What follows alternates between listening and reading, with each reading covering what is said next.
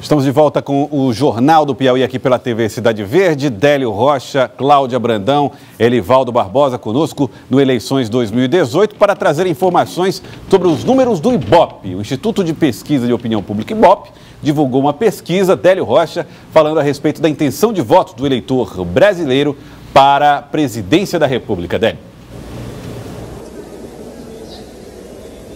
Pois é, Joelson, nesse novo levantamento do IBOP, o ex-presidente Lula aparece consolidado na frente com 37% das intenções de voto. Ele cresceu 4 pontos nessa pesquisa em comparação com o levantamento anterior, que foi feito no final de junho. Bolsonaro também cresceu, Marina Silva perdeu 1 ponto, Ciro Gomes e Alckmin ganharam 1. E no cenário sem Lula, Fernando Haddad aí aparece com o dobro das intenções de voto que ele tinha em junho. Ele, na época, estava com 2 e agora com 4. E, Joelson, mas esses números agora, né, a gente mostra aí, então, Lula consolidado na frente e Bolsonaro também consolidado em segundo. Joelson. Vamos então ver aqui os números na cartela do IBOP, Instituto de Opinião Pública IBOP, com a pesquisa de intenção de voto para presidente da República num cenário com Lula. Luiz Inácio Lula da Silva aparece com 37%. Jair Bolsonaro do PSL, 18%. Marina Silva, da Rede, 6%. Ciro Gomes do PDT, 5%. Geraldo Alckmin, do PSDB, 5%. Álvaro Dias, do Podemos, 3%. Emael, do Democracia Cristã, 1%. Guilherme Boulos, do PSOL, também aparece com 1% das intenções de voto. Henrique Meirelles e João Moedo também estão empatados, 1%. Cabo Daciolo, do Patriota, Vera, do PSTU e João Goulart Filho, do PPL, Partido Pátria Livre, aparecem sem nenhum voto, 0% das intenções de voto. Brancos e nulos, 16%, não sabem, não responderam, 6%. Bom, como disse Délio Rocha, Elivaldo Barbosa, o ex-presidente Lula, aparece consolidado na primeira posição. E o que chama atenção é esse empate técnico também. Bolsonaro em segundo lugar, com 18%. Também consolidado, né? E esse empate técnico, Marina Silva, Ciro Gomes, Geraldo Alckmin, e podemos até incluir aí Álvaro Dias, porque está no piso da margem de erro de Geraldo Alckmin. Exatamente, aí é um pelotão aí com muito equilíbrio, né? Porque é exatamente aí que transita, digamos assim, uma busca de uma alternativa, caso nesse cenário sem o ex-presidente Lula, procurando viabilizar essas candidaturas. Mas aí percebe claramente, nesse cenário aí, Joelson, é a polarização entre Lula liderando de forma bem sólida e Bolsonaro também mantendo a sua performance sempre nessa faixa de 18, chegando aí no máximo 20 pontos percentuais. Existe a possibilidade de que a Justiça Eleitoral não aceite o registro de candidatura do ex-presidente Lula, porque ele é condenado em segunda instância. Se isso não acontecer, o plano seria colocar Fernando Haddad como candidato do Partido dos Trabalhadores. Por isso, o IBOP também ouviu os eleitores a respeito da possibilidade, ou em um cenário em que Lula não aparece como candidato e Haddad aparecia como candidato do PT. E o cenário ficou assim: Jair Bolsonaro em primeiro lugar, do PSL, com 20%, Marina Silva, da Rede, 12%, Ciro Gomes, do PDT, 9%, Geraldo Alckmin, do PSDB, 7%, Fernando Haddad, do PT, 4%, Álvaro Dias, do Podemos, 3%, Emael, da Democracia Cristã, 1%, Guilherme Boulos, do PSOL, 1%. Também temos Henrique Meirelles, do MDB, com 1%, João Moedo, do Novo, 1%, e Cabo Daciolo, do Patriota, 1%, empatado também com Vera, do PSTU, e João Goulart Filho, do PPL. Brancos e nulos, 29%, não sabem, não responderam, 9%. Quando o Lula não está no cenário, aumenta o número de brancos e nulos, vai para 29%, Elivaldo Barbosa, e Jair Bolsonaro aparece mais ou menos no mesmo patamar. Estável, né? No 20%. Mesmo lugar. Exatamente. Marina Silva, porém, dobra a sua intenção de voto. Parte dessas intenções de votos dadas ao ex-presidente Lula na pesquisa anterior, no cenário anterior, migram aí em grande parte para Marina Silva, porque ela praticamente dobra as suas intenções de votos. Aparece aí Fernando Haddad, que será o natural sucessor de Lula no cenário sem o ex-presidente na disputa, mas ainda não anunciado, não decidido. Então aí, digamos assim, é um voto mais espontâneo que aparece aí já vinculando o Fernando Haddad ao ex-presidente Lula. Agora, a votação de Lula está mesmo nos indecisos lá, que aparece aí num percentual de quase 30 pontos na pesquisa IBOP. Deixa eu conversar aqui com a Cláudia Brandão e com o Délio Rocha a respeito desses números. Cláudia Brandão, os números colocam num cenário sem Lula, Jair Bolsonaro como um candidato com 20%. Esse seria mais ou menos o patamar em que ele está. E muitos já pensam assim, olha, devemos ter Jair Bolsonaro no segundo turno. Pensando nisso, o presidente Fernando Henrique Cardoso já deu declarações de que o grupo que está ali de Marina Silva para baixo precisa se organizar para uma disputa eventual de segundo turno, coisas assim. Já é momento de fazer esse tipo de análise, Cláudia? Ou estamos ainda distantes da eleição para fazer esse tipo de projeção na sua avaliação?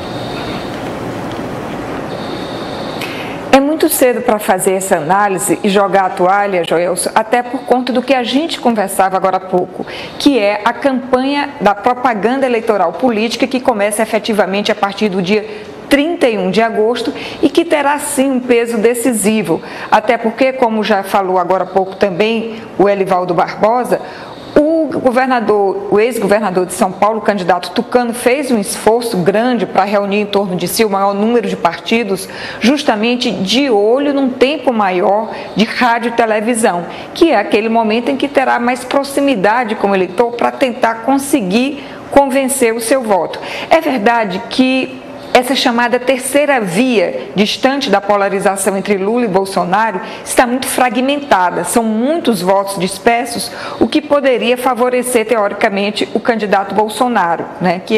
São duas vias ideológicas que estão bem definidas. Uma de ponta de esquerda, que é a pessoa que será indicada pelo ex-presidente Lula, no caso Fernando Haddad, e o Bolsonaro. E no meiozão, nesse centrão, estaria alguém tentando se consolidar como terceira via. Só que essa terceira via está muito pulverizada e praticamente empate técnico, como a gente viu, entre Marina, Ciro Gomes, Geraldo Alckmin e até mesmo Álvaro Dias.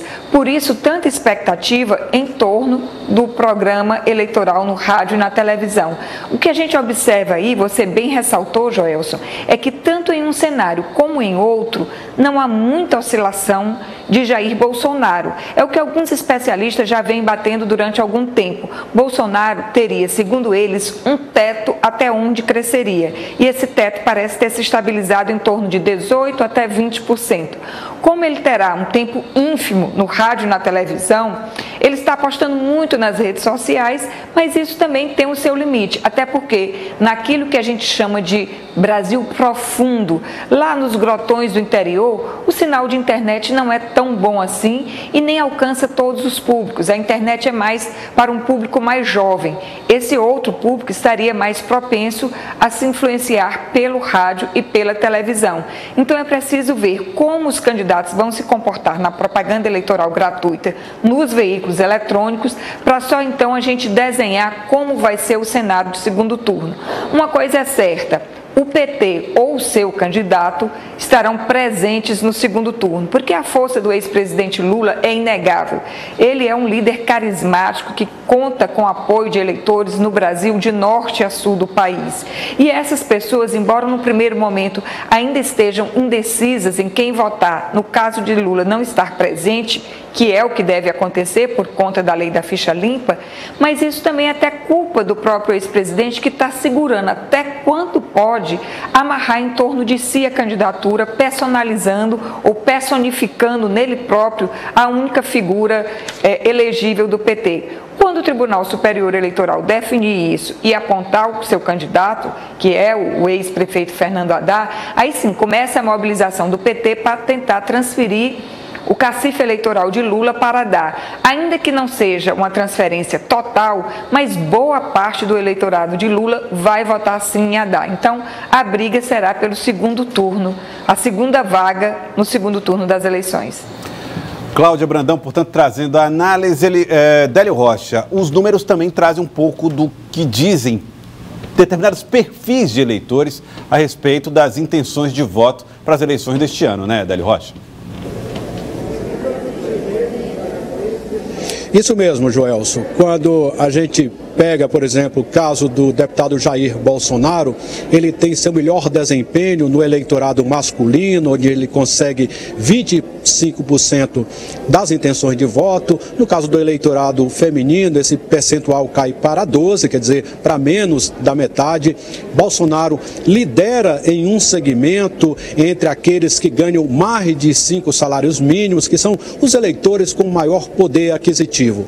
Agora, o caso de Lula, Joelson, quando a gente faz um recorte para o Nordeste, a gente percebe que o ex-presidente tem 60% das intenções de voto e, só a título de comparação, o segundo lugar, que é Jair Bolsonaro, tem apenas 9%, depois vem Ciro Gomes com 6% e Marina Silva com 4%. Quer dizer, existe um abismo muito grande separando o ex-presidente Lula dos outros candidatos na região Nordeste. E claro que essa região, por ser a segunda maior, né, que tem o segundo maior eleitorado no país, isso tem um peso importante nesse bom desempenho do ex-presidente Lula. Mas é bom que se diga, é bom que se registre aqui, que o ex-presidente Lula, ele vem liderando em todas as regiões do país, ele aparece na frente em todas as regiões, em duas delas ele aparece no empate técnico com Jair Bolsonaro, mas o desempenho dele é muito bom em todas as regiões e ele consegue também, Joelson, aqui vai fazer um outro recorte,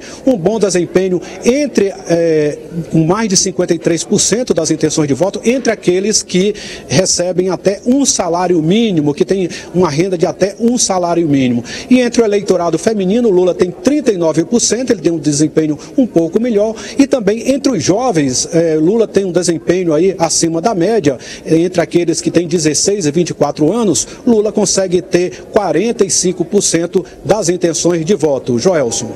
Aí, Délio Rocha, com esses números, Elivaldo Barbosa, o que é que você conclui? Que a sucessão do presidente Michel Temer necessariamente passa pela carceragem de Curitiba, onde está preso o ex-presidente Lula. Ele revela não só o Ibope, mas todos os institutos, uma liderança tranquila, estável e, portanto, será o principal. Eu acredito que a sua candidatura não vai passar na Justiça Eleitoral, pelas circunstâncias em que ele se encontra, mas ele será o eleitor nas eleições deste ano.